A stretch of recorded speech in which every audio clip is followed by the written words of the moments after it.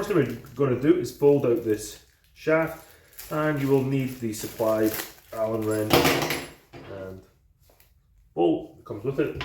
When you look down the end here, you'll see there is this cable. So when we open this up, we need to be careful we don't get this cable chacked within here. We're going to do that really carefully. So we'll start opening this up. And then when it gets to this point, we want to make sure that we just kind of push it down so that we don't get our finger stuck, but we also don't get the cable stuck. Like that. And you'll see that these two now line up. And that's exactly where you're going to put this screw. With these two pieces lined up, we can take our bolt and thread it through. It's going to come from the right hand side of the shaft, and it's going to drop through. We can start this off by hand. Bring in the Allen wrench, and we can just tighten this up. Now we need to take the handle and put this on. Now it's going to go this way, so it's kind of angled up towards the head of the string trimmer. Flick this green tab open, and then undo the thumb screw on the back. Pull this out.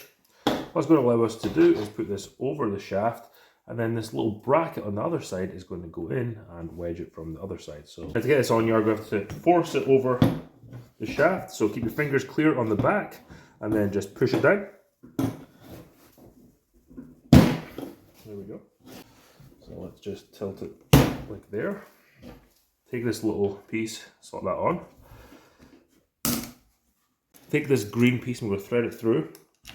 And it has to go through this back piece here, and then it's going to come out the other side. And then we can take our wing nut and we can tighten that back up. What I like about this system is you can easily change the height of this handle without having to undo too many pieces. We're going to tighten that up there, flip this over, tighten this up. Don't tie it too much. We'll take this green lever and then we can push that down. That's going to lock this handle in place. If we want to move this handle up and down the shaft, we can release this green sleeve here, and then we can move it down, or we can move it back up. Once we've got the right place, we can just simply lock it in place. If you want to extend the range of the string trimmer, this little green tab here, you flick this up and then that'll extend the string trimmer out. Or if you're short, you can then bring it all the way down this position here and then lock it back in place. Now it's time to attach the guard, and here is the guard, and it's going to go into these two screw holes, one on this side and one on this side. So it's going to come up this way, so we can come around here, and with it up at this angle, we just take a Phillips screwdriver and we're going to be able to screw them into the holes. Now you've got your string trimmer assembled, you're ready to go out and start string trimming. You've got two speed settings, you've got the high speed setting and you have the low speed setting, and you've got this two-part trigger on the back here. To use the string trimmer, push this bit forward and then pull the paddle up. And you will have to keep your hand on the trigger at all times when using this. If you let it go, it will stop spinning.